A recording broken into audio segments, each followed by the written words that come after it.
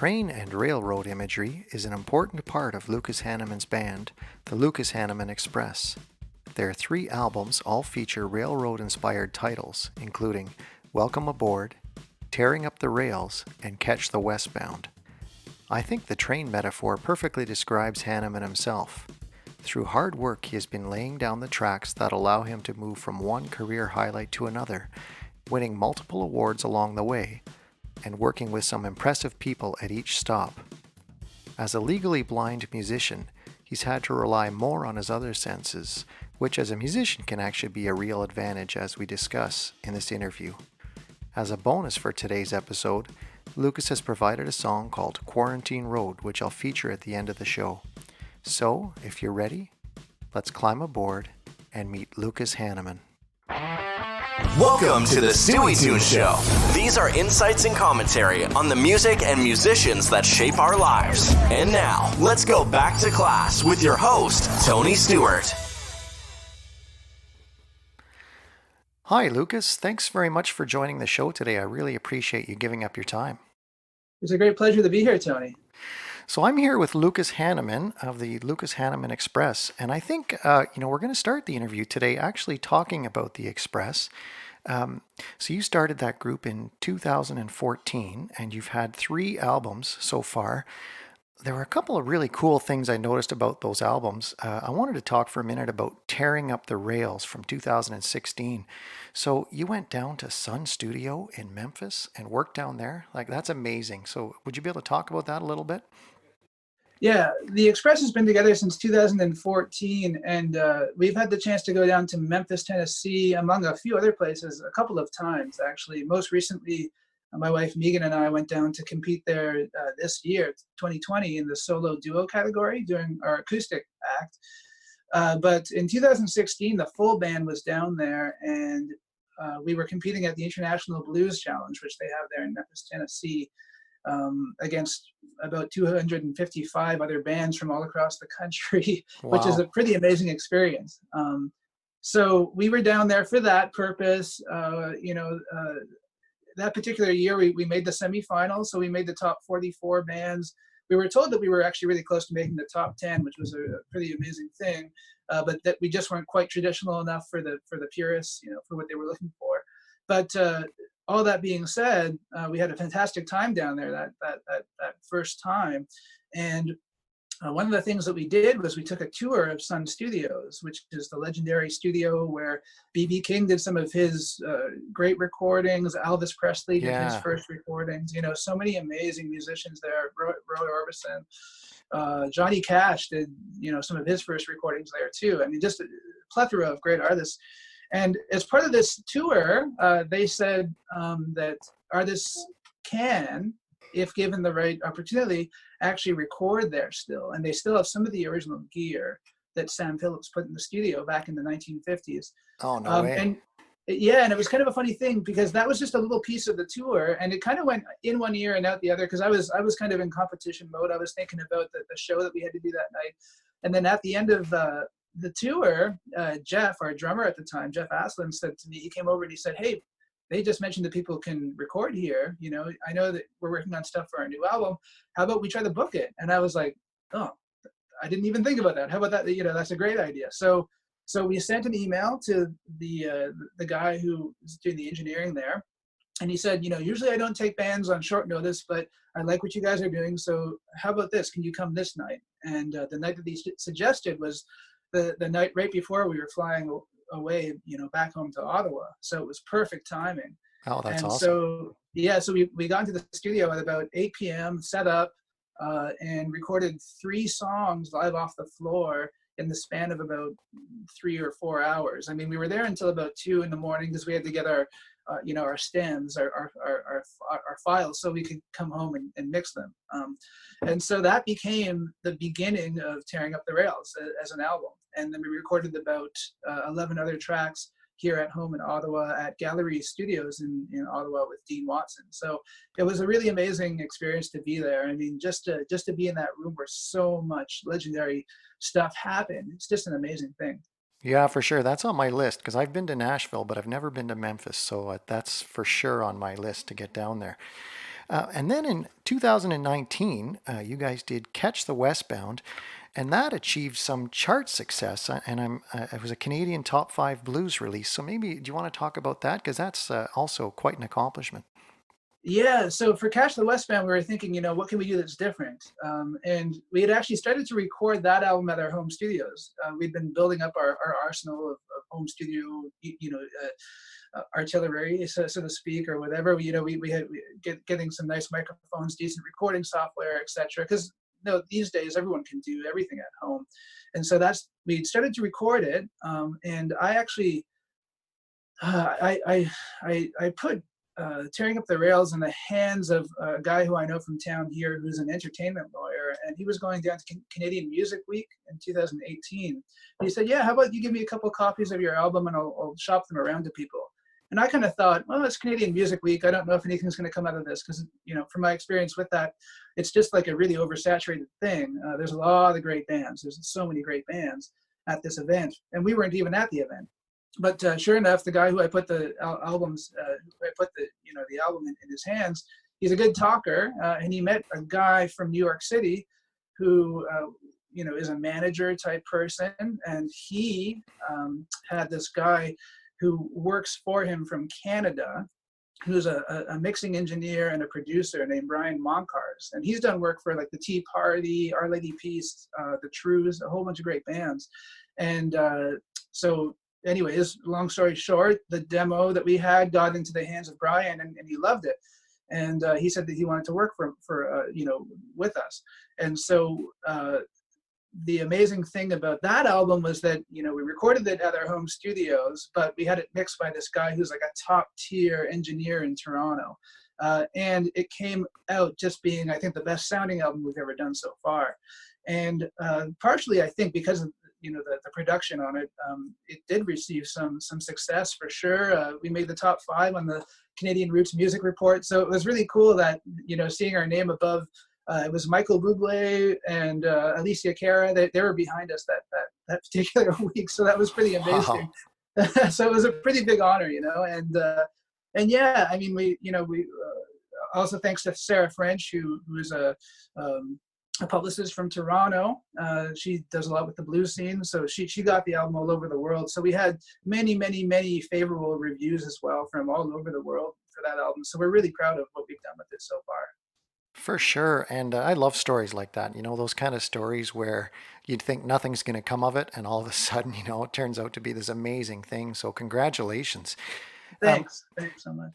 Can you tell me about the lineup of the Lucas Haneman Express? I actually know Jeff from a long time ago, actually. So. Yeah, well, Jeff isn't in the band anymore. He had to leave last year, unfortunately, but because he's got a really busy teaching schedule and a bunch of other things going on. But we have a new drummer in the band. He's been in the band for about a year now, actually, named Val Nehavara, and he's the guy who you see in the music video for Miss McGrim, actually. Okay. And the amazing part about that was he had just joined the band, and I said to him, I'm going to have to get you to come do a video shoot with us, and it might be a little bit weird, a little bit out of your comfort zone. and so it was kind of like the true test, like, is this guy, going to be able to hang with us? and he really rose to the occasion, So Val is actually a recent immigrant from the Ukraine. He came to Ottawa about 2 or 3 years ago now, and he is just one of the best drummers I've ever met in my life. Such an amazing player. In a range of styles, but he is such a lover of music, and he really loves the music, and he really loves the band, and that really just warms my heart. So he's just such an amazing musician and such a nice person. So it's great to have him as the newest member of our wild train here, and then my wife, Megan Lawrence, joined the band in 2015. And she's been in the band ever since, and actually she's been featured more and more in the band ever since as well as a lead vocalist, because she is hands down the best vocalist in the band. I mean, I took up singing at the beginning of my time in the Express, and I've come a long way since then, but she's been singing since she can barely walk.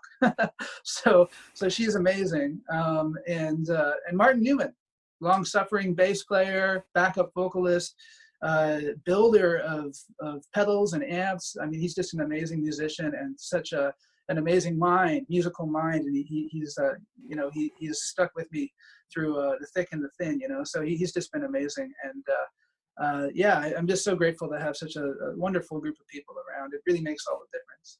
Well, yeah, for sure. When you listen to your albums, I mean, the band is tight, and I really love the two vocalists, like the contrast, but the fact that you guys blend so well together. So it's an excellent sound. Thank you so much. So we have a connection which we both know, a gentleman named Rick Denis. Rick is my musical partner in the Somerset combo, and before the shutdown Yeah. here, we were gigging constantly. But Rick Yeah. says hi, so do you want to, just in case Rick is listening, I'd like to hear how you know him. I mean, I know Rick. I mean, he's a staple on the local jazz scene for sure. He's just an amazing musician, and our paths have crossed many times. There's a lot of great musicians around here, and we've met at many a jam session. I think we've even done some gigs together, if memory serves me well. But he's just an amazing talent, amazing musician for sure. And so, hello, Rick. It's great to virtually say hello to you, as we all are in this quarantine time, right? Yeah, he was telling me a story that when you were really young, like you were just a kid, hanging Yeah. out at SRC Music, and they did a commercial or something, and he thinks if he remembers correctly, he may have been in a commercial with you way back when you were just a kid. So that's interesting. So Rick, yeah. So that was the first time I met Rick. So I actually forgot about that until right now. That the first time we met, but yeah, in I don't know what year that would have been. But anyways, I think I would have been about 11 or 12 years old. I was in SRC Music with my grandfather, who also was a player, fiddle player, guitar player, and my father, and just trying guitars, as I often loved and still love to do when I get the chance to. Um, and all of a sudden there was like a film crew in the store, and they said, oh yeah, we're shooting a commercial here today. And I guess Rick liked my playing or something, and he said, hey, do you want to be in a commercial? So I think, if I remember correctly, yeah, this is really jogging my memory, but if I remember correctly, I think it was something like Rick was teaching me a lesson on the guitar or something like that in this commercial. I mean, I haven't seen it for years and years and years, but I think, yeah, there was something like he was handing me a guitar and talking about it, or teaching me something, or something of. Do you know the specifics? No, he No? just briefly mentioned it to me the other day. He was pretty excited though that I was interviewing you, so he wanted to make Right. sure So yeah, that. but I think, yeah, I think he was giving me a guitar lesson or something like that. Or handing me an instrument and I was assessing it or something like that, Yeah. as a satisfied customer. Well, now I'll have to go on a mission and see if I can find that commercial. That would be pretty awesome. So I wanted to talk about your videos. You touched on it briefly. I love your videos for the Lucas Haneman Express. Two in particular, which we were chatting via Facebook yesterday, and I told you, Ms. McGrim made. I'll put links to these in the show notes too, because Miss McGrim made me laugh out loud. It was pretty funny, and the verdict. And I love how the way that you're playing characters in those. Videos, but who's the creative force behind? Like, who comes up with the ideas for those? Because they're pretty neat. So the music video that we did for the verdict was done with one of my best friends, who I've had, since I was about 12 years old, actually in grade 7, Neville Carney, who's just an amazing guy all around, super, super nice person. And he actually studied film at Humber College. And for a while, he was doing work with the Discovery Channel.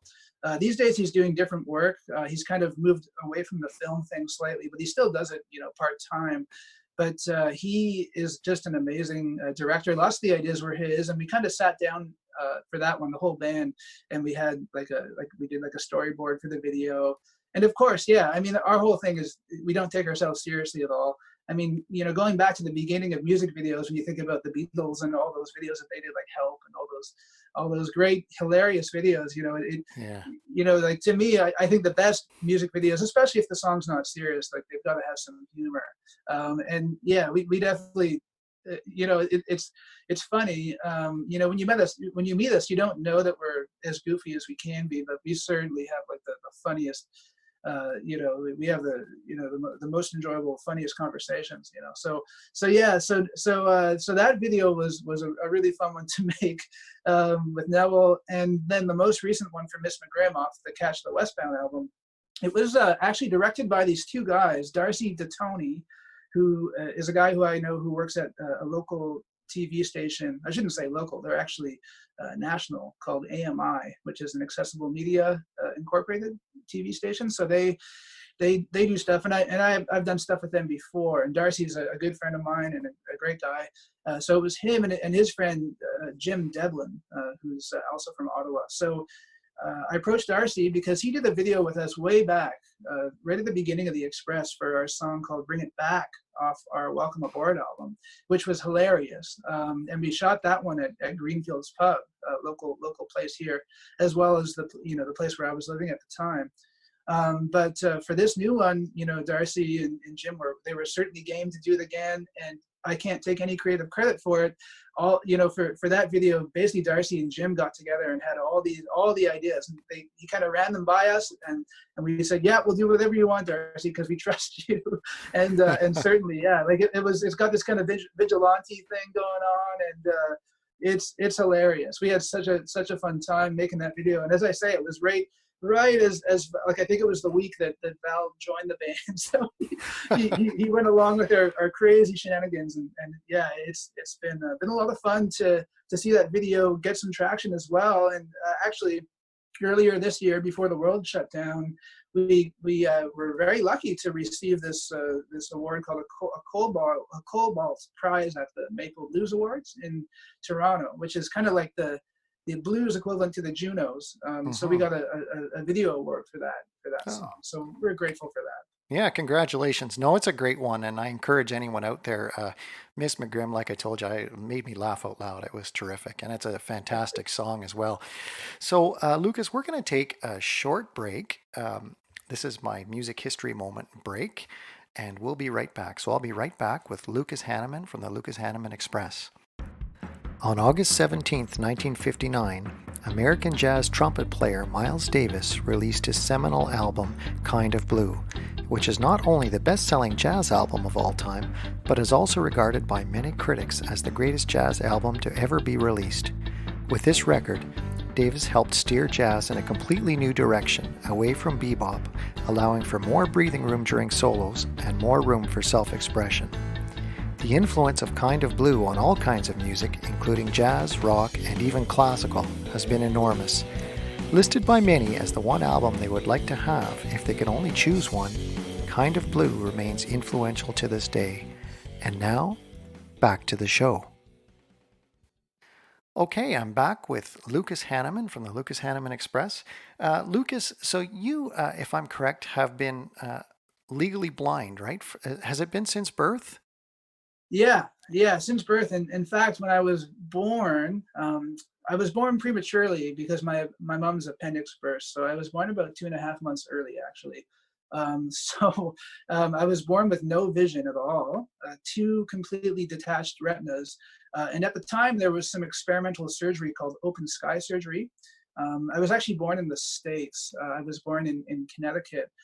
So they sent me off to Boston to the Eye Institute there to get some experimental surgery called open sky surgery, where they basically partially reattach your retina. Now, at the time, the surgery was too experimental to try it on both of my eyes because my immune system was pretty weak as it was. My lungs were collapsed. I was living in an incubator for the first 6 months of my life. So they said, okay, well, we can do the surgery on one eye. And they did. So my right eye actually has about 10% vision, and it's tunnel vision, but it's enough to, if I get really close to things, I can kind of see what they look like. And people always ask me, what's your vision like? And I say, it's fine. Because to me, I know nothing else, but I'm sure it's extremely blurry. This is why I can't drive a car legally. But for me, it certainly is something that, I've never really let it get me down. And in fact, I remember, as a kid, as is often the case, when I was young, I had, bullying issues or whatever when I was really, really young, because I didn't see very well. But I remember right when I was going into grade 7, I was on a walk with my dad. We were walking the dog together. I think it was my dad and my mom. And I said, you know what? Starting right now, I'm going to turn everything around, and I'm just going to be as normal as I possibly can be, and I'm going to try to be perceived as normal as I can be by everybody else. And at that very second, things changed completely. And even, so throughout junior high school and high school, I was actually a fairly popular kid in school, and no one really thought about me, at least to my knowledge, as being someone who was visually impaired. They just thought of me as being a normal person, so who so happened to play the guitar and whatever, So, I've never really let it get me down. No, absolutely. And in fact, I remember seeing a CBC interview with you where you said, the fact that you can't rely on your vision to make music, and I totally agree with this, by the way. The fact that you can't rely on your vision to make music, is almost an advantage for a musician, because our ears are our primary tool. And, I often think in our system of education here in North America, we rely far too much on vision and not enough on hearing. And, we both play jazz, and we know how important listening is more than anything. And I'll let you talk about that.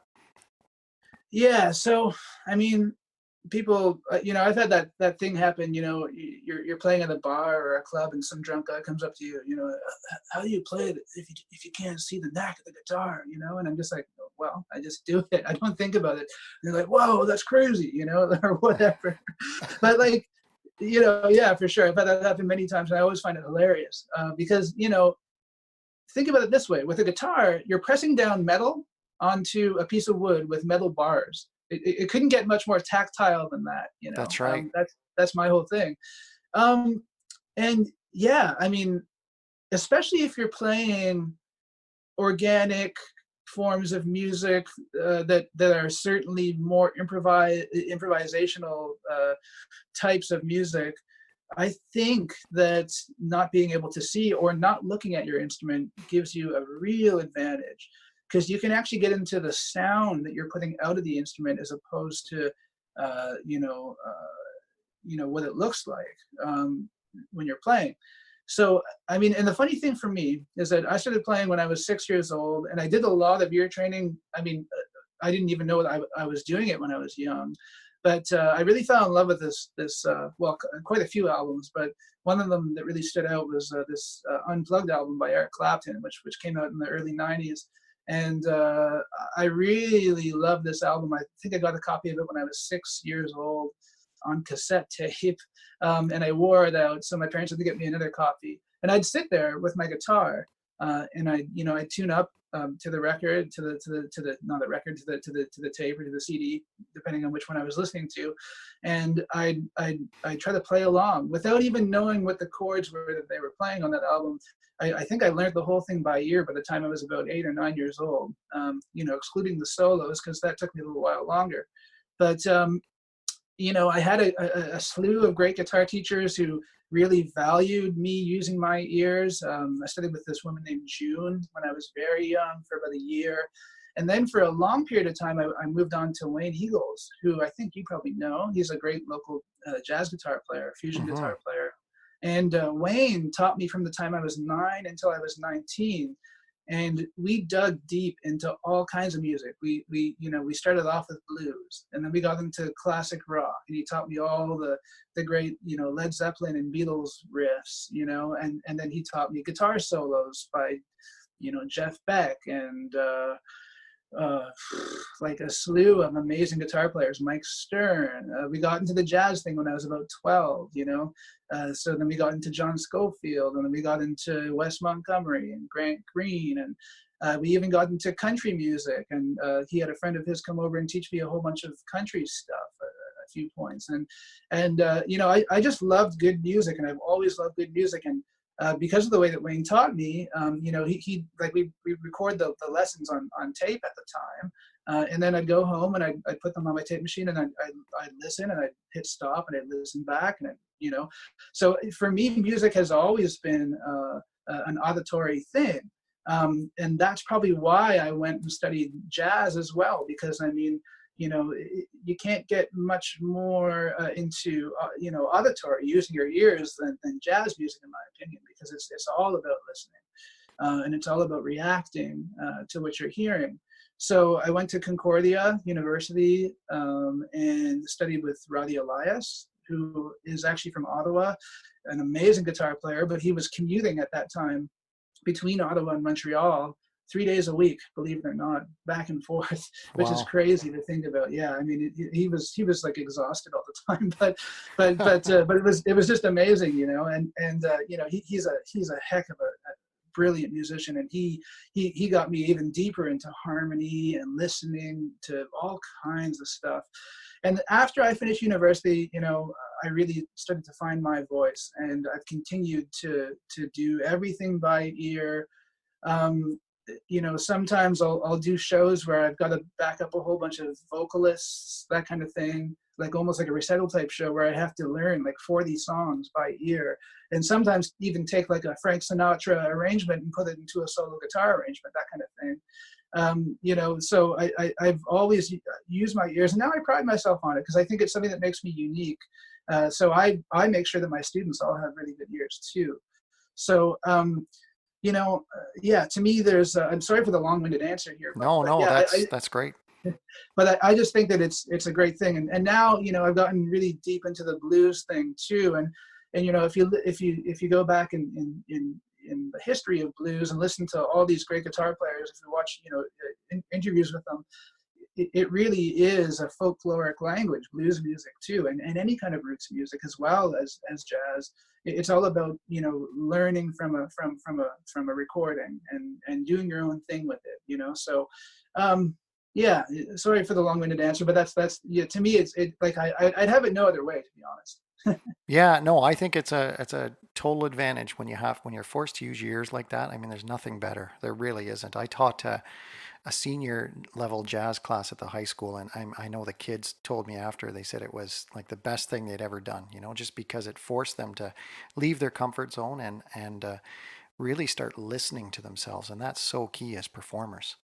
Yeah, I mean, I've done things before where I've gone and done like a master class type thing at a high school for a guitar class or things like that. And yeah, like that's my whole thing too, is like you got to use your ears, and like lots of these people are into rock music and all that kind of stuff. And you know, if you want to really learn it and like get into the technique and the tone and how to get the sound out of your instrument, and like on the guitar, it's like what pickup are they using, what kind of amp are they plugged into, what kind of pick does it sound like they're using, are they are they playing with heavy or light gauge strings, like you can actually kind of hear these things when people play. And so to me it's, for the guitar, it really is kind of the way to go. Unless I was playing like classical music, I've tried to learn some classical music by ear, which is very difficult. Like I know Roddy taught me some of the Bach pieces that have been transcribed over to guitar, and that's very difficult. Like I really had to learn like 8 bars at a time and memorize it, that kind Hmm. of thing. But yeah, it's a good exercise though, that's for sure. But yeah, I mean, for the type of music I'm into, especially now, it's really the way to go, I think. Excellent. So you're in the last few years, I mean, your career has really taken off, and you've performed all over the place. I mean, you've performed in England and you've performed all across North America. I was maybe hoping you could tell everyone who's listening about a couple of career highlights or awards that you might be the most proud of, or maybe the neatest collaborations you've done, or anything like that. Well, yeah, I've certainly been fortunate, and it's kind of funny. I don't always see the progress as it happens. In fact, I tend to always feel like there's not enough going on, and my wife always talks me back into, well, look, you've done this and that and that, so I always want more, that's my whole thing.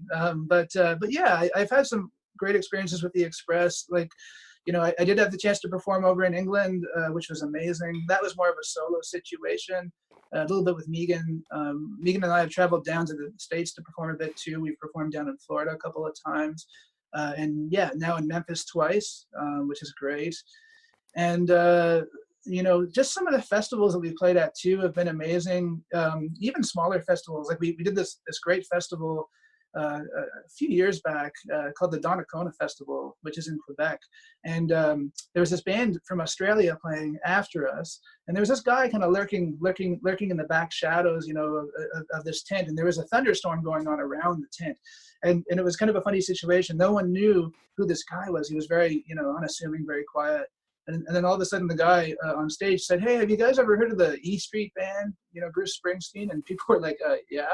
And they're like, "Well, we're going to bring up the saxophone player now." So, Oh my so all of God. a sudden, this guy from, it's Clemens, well, because he passed away, right? So it's Yeah. his nephew, I think. Yeah, his So nephew. so he got up on stage and just tore it down, and. So at this, relatively small festival, so sometimes moments like that, you'll never forget. But we've had the chance to share the bill with quite a few great artists. We've been very blessed. A couple of the highlights being the John Butler Trio from Australia, Robert Cray. We had the chance to play with him, which was just amazing. Mhm. That was at the Algonquin Theater. And then I guess the big one, I shouldn't say I guess, the biggest one so far, which really for me was an amazing moment, was when we had the chance to open for the Dave Matthews Band at the Wow. Ottawa Blues Festival. And for me, that was a crazy moment because, I was talking earlier about learning so much by ear. Well, when I was in high school, right at the beginning of high school, I had a friend who I used to play with in a rock band, and he got me kind of hooked on Dave Matthews, and I learned so many of those songs by ear, almost all of them, I think, off of all their albums, and certainly shaped a big part of my acoustic guitar playing, listening to Dave. And so one of the most amazing things was Megan and I were walking around backstage, and she looked over and she said, "I think that's Dave Matthews over there talking to Mark Monahan." And I was like, "Let's go over and talk to him. He's right there." So we did, and yeah, and he was like the nicest guy in the world. And he even watched part of our set from the side of the stage, which was just an amazing thing. So yeah, he was such a friendly guy, and for a billionaire, like one of the richest guys in the world, he was like the most unassuming, most friendly person I've ever met in my life. You felt like you were just talking to a really nice neighbor. So he was a really, that was a hoot, such a nice thing. And yeah, I mean, I had the chance to get to know Jeff Healy before he passed away, and had the chance to open for him and go to his house, and just an amazing experience as well. I've gotten to know the Canadian guitar player Don Ross a little bit. He's an amazing person as well. So yeah, I mean, I've been certainly blessed over these many years I've been doing this, and yeah, I couldn't be more grateful. Well, that's excellent. So, like musicians everywhere, we've all had to see our performances come to a grinding halt with quarantine. And you shared a song with me that once the interview's over, when I put the episode together, we're going to put that song on afterwards, and it's called the Quarantine Road song. And maybe I thought, hey, can you tell me a little bit about that? Yeah, so I never stopped creating music. At this point, actually, for the Express, we're about 11 songs in towards our next album that we were gonna start recording already, but because of the unfortunate pandemic that the world is going through, we had to put that on halt. But we will start eventually. But one of the tunes I wrote right at the beginning of quarantine was this song called Quarantine Road. And the interesting thing about it is that usually when the band releases something, it's all of us playing and we multi-track it or whatever. But on this particular recording, because of the fact that no one else except for Megan and I are really in a position to record our parts at home right now, I actually had to record all the parts myself. So I am a bit of a closet drummer, closet bass player. Like I don't really consider myself a drummer or a bass player, but I can play those instruments. So I set up in my home studio, as I often do, to make demos for the band, to give them a rough idea of their parts. And I recorded this song called Quarantine Road. So I recorded the drums, then I recorded the guitars, then the bass, and then Megan and I did vocals on it. So the song really is about the uncertainty of quarantine, as well as some of the good sides. I mean, to me, it's really trying to paint a realistic picture of this quarantine thing that the world has gone through, and the coronavirus in general. There are good aspects of quarantine, and people have often had the chance to reconnect with people who they lost touch with. People, especially at the beginning of the pandemic, when people really were locked inside their houses, people were reconnecting, with their brothers and their sisters and their friends who they hadn't seen for so long. But yet there is death, and the song talks about that. It also talks about the uncertainty of the future, which is a real thing. But ultimately, the idea is trying to be optimistic about the future. Hopefully that we can all get past this thing together. And it really just hit me because the coronavirus is really the first time in our life that the world is really going through something all together. And Yeah, for sure. It's an interesting and scary time. But that's what the song is about. And I tried to make it as catchy as possible, despite the subject matter. So it's groovy, it's funky, it's definitely in the vein of the Express. But it was an interesting process to put that together. And then we also did a music video for it too, where we put we had people from all over the world send in pictures of what they were up to in quarantine. So we actually even had some first responders send pictures, which was really interesting. As well as even some people from New York City, sending pictures of the barren streets at that time, and as well as lots of people who are local to us. So it really meant a lot to have the community come together for that video as well, and that's up on YouTube too. Oh, that's great. Well, I'll put a link to that video in my show notes, but thanks very much for sharing that song. That'll be great for our listeners to hear that. And as I'm talking to you here, I'm looking at that Beatles poster on the wall behind you, and that to me is a perfect segue into the final segment of the show here. So, are you ready for the Stueytunes quiz? Absolutely, yeah. Oh, okay. Hit me with the questions. Okay, so who's your favorite Beatle and why? Do you have one who you like, kind of stands out for you more? The Dung Beetle. Okay, I'm just kidding. That's a very good question. Although I love Paul McCartney's ability to write an amazing melody, I'd have to say George Harrison. Nice. Yeah, because the big thing for me with George is that he was kind of like the unsung hero of the Beatles. He wrote so many great songs, and unfortunately didn't always get the credit he deserved. And I don't think really reached his strides, or maybe was even allowed to reach his strides until the ending of the Beatles. And if you look at the evolution of his guitar playing, it's astounding. There's this famous story where apparently the Beatles took a train at the beginning of their career to meet some guy in Germany so they could learn how to play a B7 chord, something like that. Yeah, it's pretty amazing. So like they went from knowing, I think George Harrison knew 2 or 3 chords, at the beginning of the Beatles, and then if you listen to a song like Something, from Abbey Road, and then that beautiful guitar solo, it's just gorgeous, and the chord changes, it's just like, wow, he came so far, and then continued to for the rest of his life. And he just also seemed like a nice guy, Yeah, I'd say now with your answer there, we're pushing about 70% of the people I've interviewed have said George. I think amongst musicians, George is a real favorite, Yeah. And yeah, brilliant songwriter for sure. So Absolutely. let's move on to the second question. What's the best live show you've ever attended? Do you have one that you're like, wow, that was unbelievable, Okay, there's 2. I hate to do this, but there's 2. No, that's fine. That's fine. A few years ago now, Sting and Peter Gabriel were doing a tour where they were playing each other's. Basically the idea was that they played for 2.5 hours straight, and this particular show was at the Bell Center. My wife got tickets for my father and I to go, which was just an amazing. It was like the best, Father's Day gift ever. It was incredible. So we went to the Bell Center in Montreal and watched this show. And the amazing thing was that Sting would get up and do a couple songs, and then Peter Gabriel would get up and do a couple songs, and both of their bands would be on stage, and then they'd get on and sing on each other's songs, and then like for 2.5 hours, that's the way it went, just like Sting, Peter Gabriel, then Sting and Peter Gabriel, back and forth, and then together. It was the most amazing thing. And those guys at that time were they must have been in their late 60s or even 70 or so, and just sounded as good as ever. So that was an amazing show. And up until that point, I said that was the best show of my life. It still is, for sure, one of them. The other one that was amazing, and I left this out earlier on purpose, was when I met Dave Matthews. We had the chance to open for him. Later on, right before they took the stage, someone from Dave's crew came and said, "Hey, Dave would like to let you guys up on stage at the side while they're playing their set."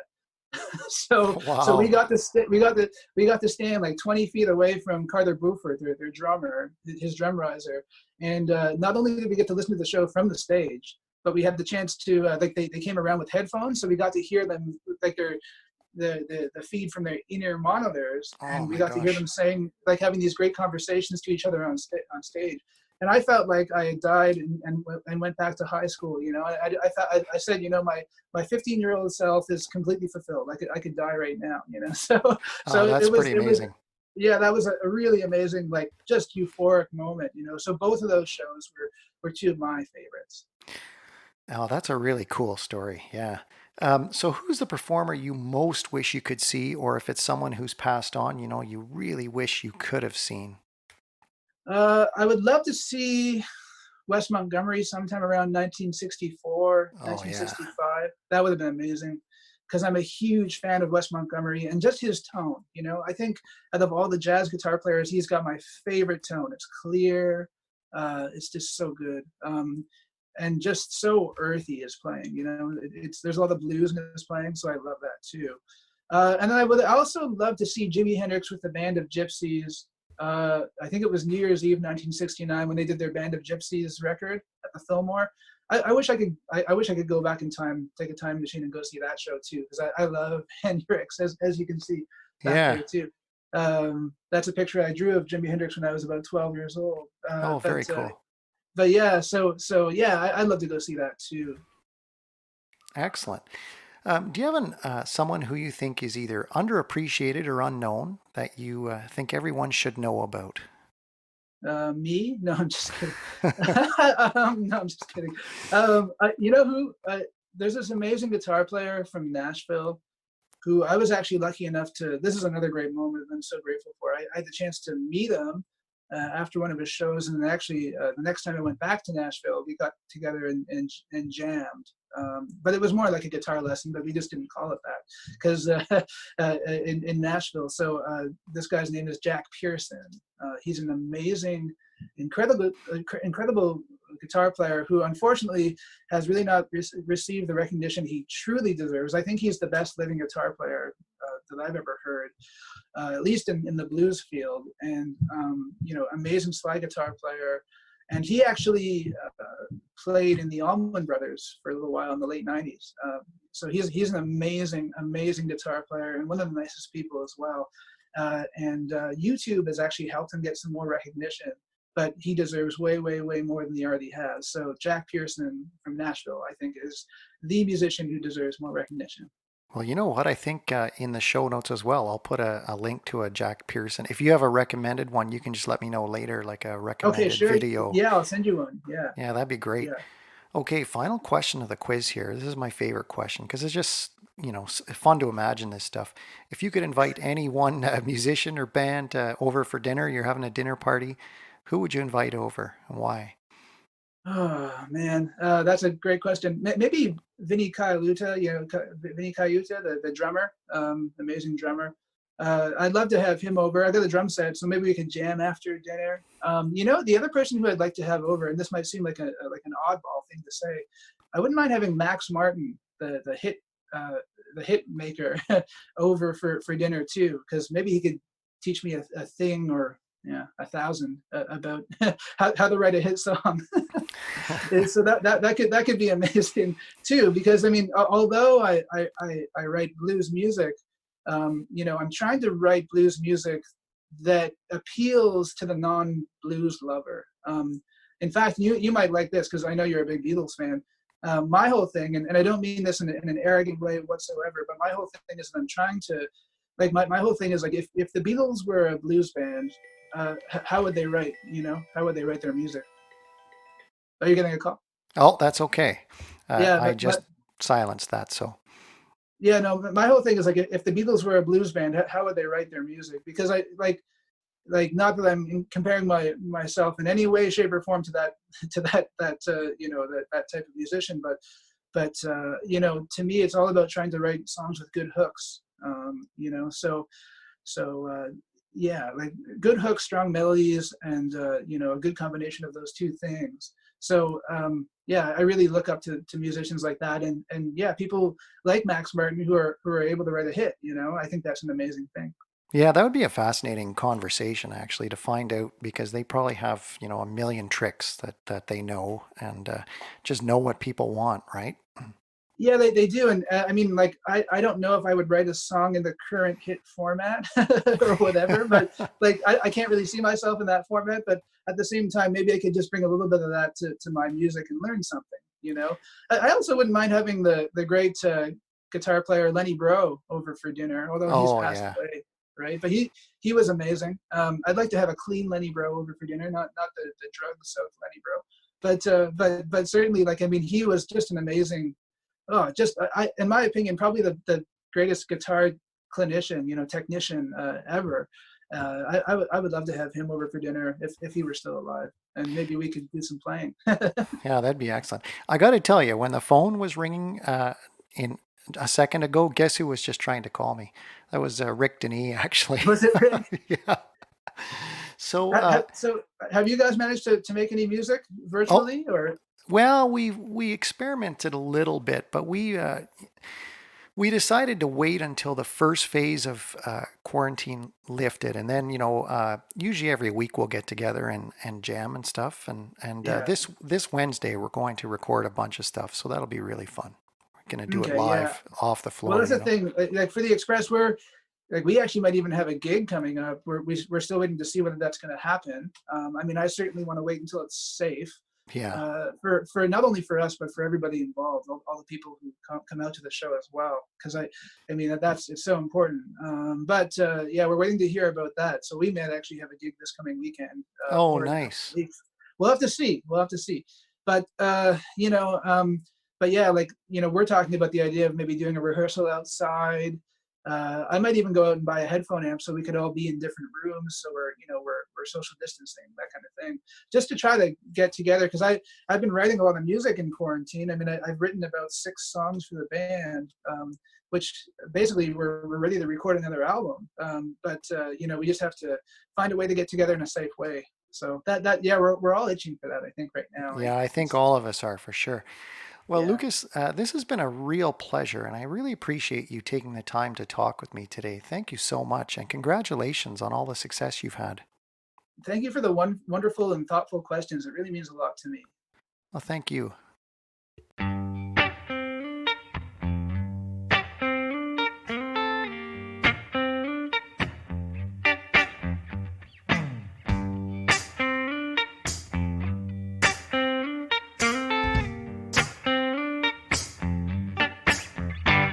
There's love, love, love in the distance right now. There's love, love, love, although it's hard to tell. When you ain't seen your neighbor in 21 days, haven't felt the wind blow against your face. There's love, love, love in the distance right now.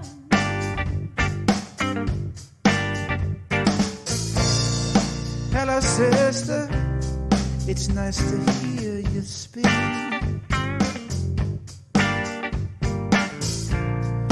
We've been running much too fast, it seems. I hope that you are breathing free. I hope that you are healthy. Maybe living a forgotten dreams while this world's in quarantine. There's love, love, love in the distance right now.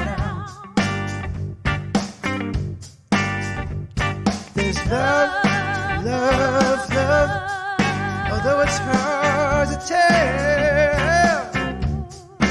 You ain't seen your neighbor in 21 days. Haven't felt the wind blow against your face. There's love, love, love in the distance right now.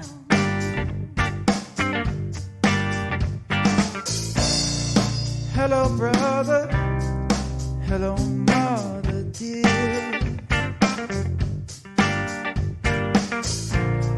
Though you have left us, we'll always keep you near. When this thing is said and done,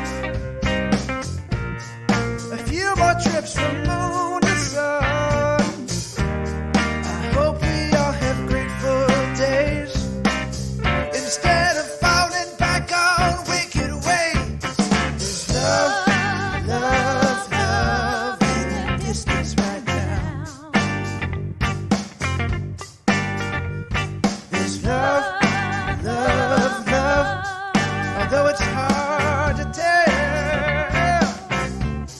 You ain't seen your neighbor in 21 days. Haven't felt the wind blow against your face. There's love, love, love in the distance right now. I'm always listening, whoa, whoa. Day to day, things always changing. Someone tell me what the future holds. Can't you shout it from your window?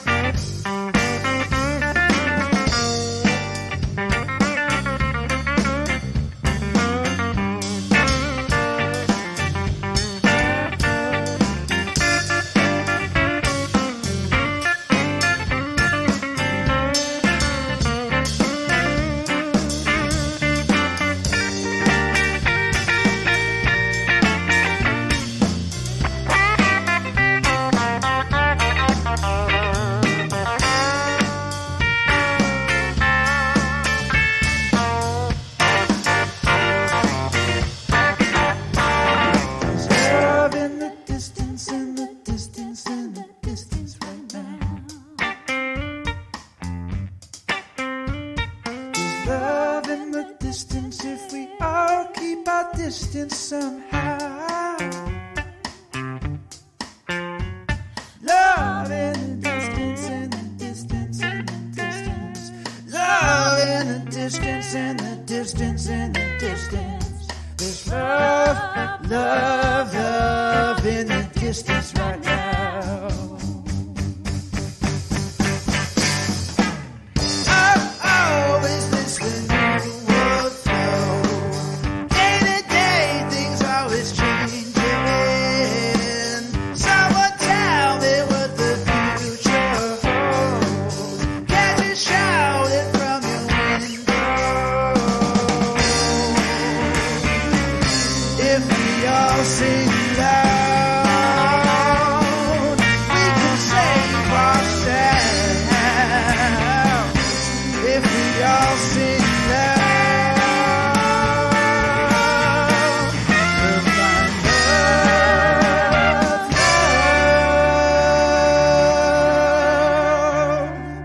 love, and we'll make it through somehow.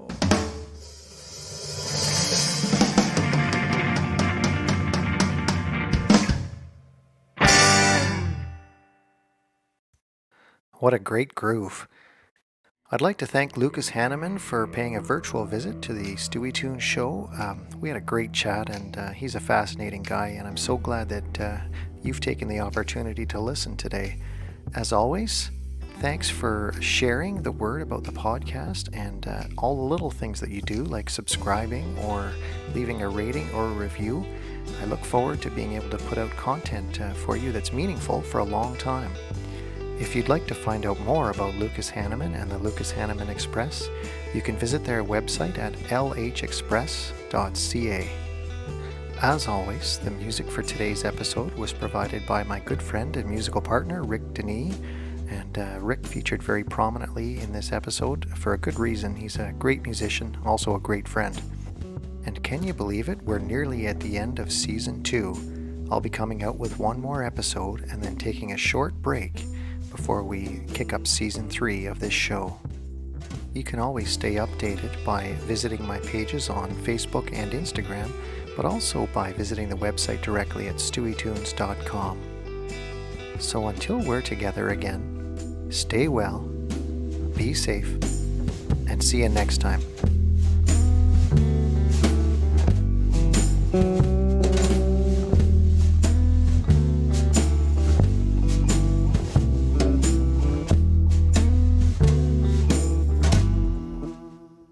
Thanks for listening to the Stueytunes Show. If you're enjoying this show, don't forget to click subscribe.